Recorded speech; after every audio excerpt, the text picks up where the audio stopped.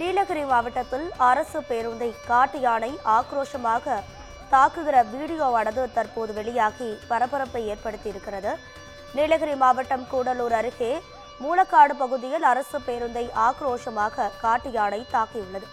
இது தொடர்பான கூடுதல் தகவல்களை நமது செய்தியாளர் அன்பழகன் வழங்கிட கேட்கலாம். அன்பழகன், உங்க விரிவான தகவல். வணக்கம் ராதிகா. நீலகிரி மாவட்டம் கூடலூர், பந்தலூர், தேவர்சோலை, பாடந்துறை, தேன்வயல், ஓவேலி உள்ளிட்ட பல்வேறு பகுதிகளில் உணவு மற்றும் தண்ணீர் தேடி வனப்பகுதியில் இருந்து வெளியேறி குடியிருப்பு பகுதிகள் காட்டு யானைகள் வருவது அண்மை காலமாக அதிகரித்து வருகிறது. இவ்வாறு ஊருக்கு வரும் காட்டு யானை குடியிருப்பு பகுதிகளின் விளைநிலங்களையும் சேதப்படுத்தி வருவதால் மனித விலங்குகள் முதல் ஏற்பட்டு அப்பாவி மனிதர்களின் உயிர்கள் பலியாகி வருவது தொடர்கதையாக உள்ளது. இந்த நிலையில் கூடலூரிலிருந்து மூலக்காடு பகுதிக்கு அரசு பேருந்து ஒன்று இன்று காலை சென்று கொண்டிருந்தது.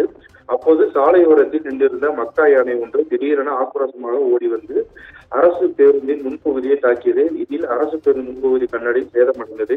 இதனைத் தொடர்ந்து அரசு பேருந்து ஓட்டுநர் ஒலியை எழுப்பியதால் மக்கா யானை அங்கிருந்து வனப்பகுதிக்கு சென்றது. ஆக்ரோஷமாக யானை அரசு பேருந்தை தாக்கியதால் பேருந்தில் பயணித்தவர்கள் பெரும் அச்சத்தில் உள்ளாகினர்.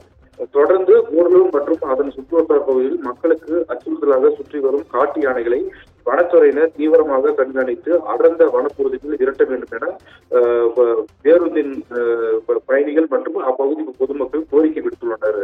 ரவீனா, தகவல்களுக்கு நன்றி அன்பழகன்.